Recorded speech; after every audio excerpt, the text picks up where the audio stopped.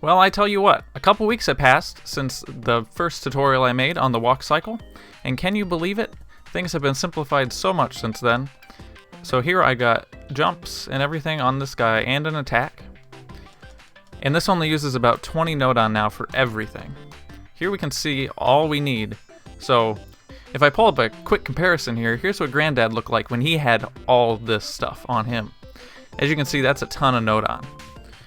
Thankfully, the bullseye and marker nodons are really helping us. The other nice thing about this system is we can keep increasing this. We can change the length of this here and add in more markers and have more walk sprites, or we can make it smaller and just have 2. In this tutorial today, I'm going to be going through everything I possibly can with this setup, and I'll also be showing you guys how to turn it into a 3D character for your 3D games if you want to have a sprite in the 3D environment.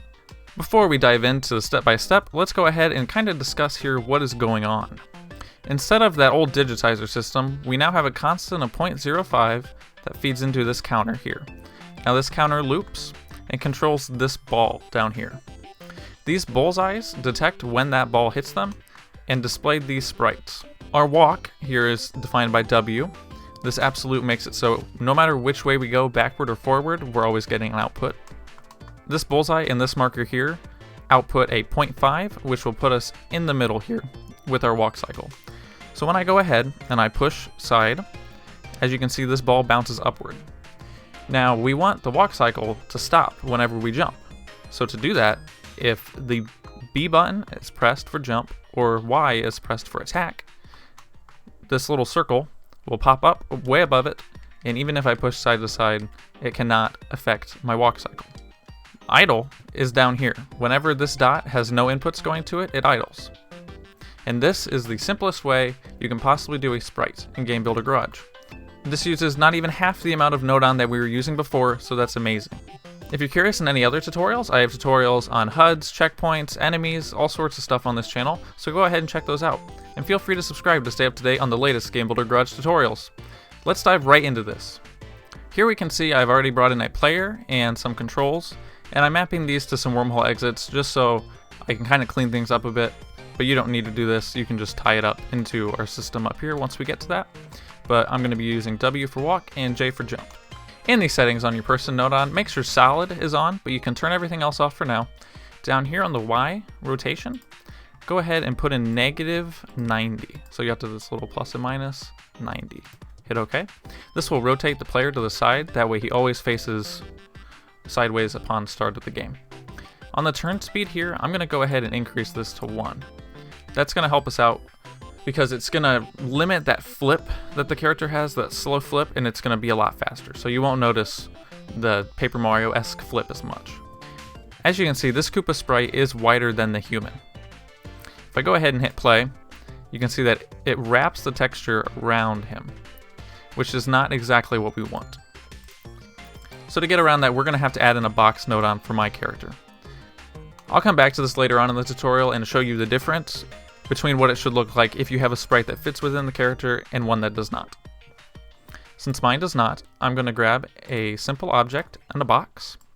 Let's go ahead and make this box the size of him. Well, we can go a little thinner, but the thing that's going to matter is changing your axes here and then making it thicker. You can always make the box visible if you need and kind of put your sprite in front of it, that way you can see what's actually going on. But for now we're going to try this size. In these settings of your box, go ahead and make sure everything's off except for movable. Down here at the connection point, let's go ahead and put this on center. That way it will be in the center of our human. Go ahead and link the nodon up to your person if you need it. As always, I'm using the sprite from Kart Fighter for this tutorial. Next up will be setting up your textures. In these settings of each of your textures, you're going to have to go up to texture face and put on X center. All of the rest of these need to be off in order for this to work properly. If you would leave all of these checked, he will show up on every side of the box, which is not what we want. Let's go ahead now and let's link all of our sprites to this box. If I had a sprite that did not need a box, all of these links would just go straight to this player, and you wouldn't have this box here at all. Another important thing to note is a person can only have 8 things attached to it. You can, however, get around this by adding boxes to your player. So let's say I had these sprites and a bunch more. I could just make more boxes and link those to my player, and then link everything to the boxes. The boxes do, however, add an extra form of gravity to your player, so they kind of bounce when they hit the ground, and I've done a bunch of testing with it, and I cannot find a way to reduce that, which is very unfortunate. I wish you could change the aspect ratio of your human, but I realize that morphing it in strange ways probably wouldn't work out for all applications. Now that we have all of our textures that we're going to be using linked up to our player, let's go ahead and set up our marker node on setup. First off, we're going to need a constant. Go ahead and change the value of this constant to like 0.05. This is going to depend on the speed of the cycling of your animation. So if you want it to cycle faster, you're going to set this to a little bit higher of a number. Next up, we're going to need a counter. Now this counter will be linked up to the constant up in the settings here. I'm going to put it on loop. You can either do loop or bounce depending on how you want it to function. Down here, turn it to 0 to 1. This way it'll loop, so when it gets to the end, it'll reset back at the beginning. The bounce will have the dot move back and forth. You'll be able to visually see that here in a second. Under output and other, we're going to grab a marker display, a 2D marker display. We're going to want to make this kind of rectangular for today, and we'll figure out more so the width once we get the bullseyes in here. Go ahead and set that up to your counter. As you can see here, we've got a blue dot that zips across down here. We're going to want to make this dot a little bigger. Let's make it about 35 or so. It's going to depend how big everything is, how big your node on are. Now we can see it's much bigger. It zips across just like it should at the bottom. Next up, we're going to start grabbing some bullseyes. Now these bullseyes detect for when that blue circle is within their bullseye. Let's go ahead and set up our idle first. Go into the settings of your bullseye and put it on rectangular. This gets rid of that little inner circle. So now if this is within any amount of this entire node on box, it will have an output. Go ahead and make it a good length. I kind of like to make it just kind of low in there because any value within here is going to be perfectly fine. It's going to display your texture. It doesn't really matter how tall you make it. As you can see, I kind of scrunched up my entire marker node on. For this, we're only looking at values 0, 0.5, and 1. So any height should be fine. First up, we're going to take the output from our bullseye and put it over to our idle sprite. Next up, let's go ahead and add in some Y inputs. That way we can raise this circle outside of our idle range. I'm going to grab a wormhole exit and set it to walk. Now this is where you could just put your analog stick node on up here and you could just tie it right in. You don't even have to use the wormhole exit. I'm just using it to clean things up. So if you're concerned about node on limit, then just go ahead and drag that line all the way up here. Under convert, we're going to go ahead and grab an absolute value.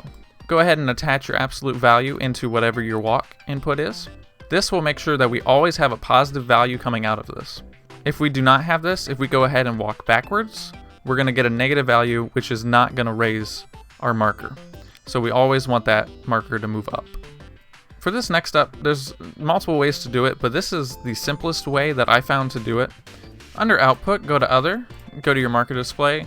Let's grab the opacity marker node on, tie that into your absolute value node on, and then we're going to go down here and grab another bullseye. Go ahead and set this one to rectangle. Make sure it's a square and bring it down so only 50% of it is within this opacity marker node on. If we click on it here, we can see the value and just double check that it is 50 whenever we push on the analog stick. You can see the second I touch the analog stick, it goes to 50% or 0.5. Tie this output into your Y, and you will see that once you push the analog stick, your dot jumps up to halfway within the marker display. Next up, let's set up our walk cycle. Just go ahead here and copy and paste this bullseye. If I was only going to be using 2 walk cycles, I would just go ahead and make this skinny enough so they fit right within there. As you can see, whenever we go up, these are now getting a value. Just a little bit of centering work has to be done, like there we go. You can kind of line it up with the actual resultant point on here, but once we start tying in stuff, make sure you are actually taking the output out of this bullseye and not that resultant. But let's say we want to do 3 like what I was doing. Here we can see that I've stretched out my box, and I've added in this extra one for our third walk sprite. When you're doing all this, make sure that this dot stays outside of the range of all of these. The other thing that's going to have a factor in all of this is the size of your marker node on. I put that down to 0.3. We can see that this size already might be better, because if it's too big, it could hit multiple of these at the same time, and you won't actually get 3 distinct walk cycles. Go ahead here and take the visibility of each of your walk cycle sprites and go ahead and put them into your bullseye. For the bullseye on the end, definitely pull it out and link it up. That way you know it's linked to this and not to this dot. If you accidentally link it up to this dot, it will always prioritize the sprite that is on that. So just take some extra precaution there when you're setting this up. Next up, let's go ahead and set up our jump and our attack and any other animations that we want to play. Whenever we want another animation to play, we have to get this circle outside of the range of our walk and our idle. In order to do that, we have to send a value of 1 to this Y value, and it'll jump up, clear up to here, and not be touching anything, which will turn off our walk and our idle. We can very easily do that by just sending any sort of input into that.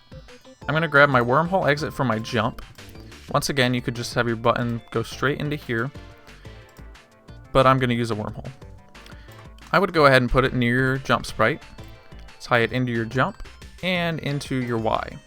If we go ahead here, we can hit B, and we can see that when B is pressed, we immediately go up to the top, which is perfect. Lastly, let's set up an attack sprite.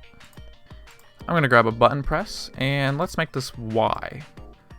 We're going to do the exact same thing we did with jump. When Y is pressed, we play that sprite. And that is everything that you have to do in order to get this working. Marker and bullseye node-ons are definitely a great thing, and it's really sad that the tutorial has pretty much nothing on them, at least when you're creating games. Here, let's go ahead and check it out, make sure everything's working correctly. Here we can see we got our walk and our idle. If I go ahead and I hit jump, we can see that we jump up, just like so, and when we hit punch, we punch, just like we want to. And that's perfect. You can go ahead and you can do the exact same thing if you want to add more sprites. Let's say you want to add a crouch. Just set it up so when down is pushed, you do this exact same thing as these two. You just send this Y value clear up. And let's say you want to have multiple idle animations. You can just go ahead and add in another bullseye down here. So I can make this be, let's say I want to have 2. I just put this at 50% of that box, throw in another one, and I can have a separate walk, or I can have a separate idle animation coming out of this. It's just that easy. I really do feel that the marker and bullseye node-on are a great visual tool, and there's just so much you can do with it. You no longer have to use a ton of ands and nots in order to produce logic. You can do conditional logic just like this that is so easy to do. Lastly, let's say you want to add this into a 3D game. I'm going to save this wormhole exit, but let's go ahead, copy and paste our right stick, and let's set it up to be up and down. So when up and down is pushed, we will go forward and backward. And then let's just tie both of these into our W. So we know that anytime we're pushing the analog stick, we want to send an output to our walk. I'm going to go ahead here and just real quick set up a little camera for us. That way we know exactly what's going on. Let's link that to our person. Let's grab some analog sticks here. Go ahead and set these both to right. Link up to your up, horizontal to your horizontal. And lastly, let's go ahead and back off our Z to like -14. Just real quick, that way we can have a 3D view. As you can see, that's pretty far away from our sprite. But here we can walk in all directions. Now it isn't locked to your camera, so this is much more of a Paper Mario look for your character. But we can still do everything in a 3D environment. Thank you guys for watching this updated video. I did plan on making some more Kart Fighter sprites. They're over here. I'm going to be working on a character selection screen for the next tutorial, hopefully. I had a tutorial all mapped out and everything figured out, and then the marker nodons were brilliantly brought into light and people figured out how to use them. And thank you, Lupin Soup, for having a very informative video. It's in the top corner right now if you guys want to go check it out on all the different applications of marker nodon. But that kind of threw a wrench into things, so I'm going to go back to the drawing boards on that. But it's a good thing because it's going to be a whole lot simpler now. I hope you guys are still enjoying these tutorials. Thank you for watching this updated video on how to simplify things. Remember the first walk cycle tutorial, I made that on day 2 of the game being out. So that was very early on, and I did expect for us to eventually figure out a better way to do it. And we have, so that's excellent. If you guys have made any games in Game Builder Garage and you want us to check them out, go ahead and leave them in the comments below and we will go ahead and check them out. We were initially just playing them and recording them and uploading them, but the list got up to about 60 games the other night, so we went ahead and we live streamed for 3 hours with you. Thank you for everyone who showed up and hung out with us. We had a lot of fun playing it, and we're definitely planning on doing more live streams like that. We didn't quite make it through all the levels we had, so we still have about, I'd say we have about 15 to 20 more to go through. So if anyone leaves requests, we'll tack them on to the bottom of our list because we're trying to stick in the order that we get them. That way things are fair. Thank you guys for watching this updated tutorial, and keep up the great work on your games. Thanks for watching.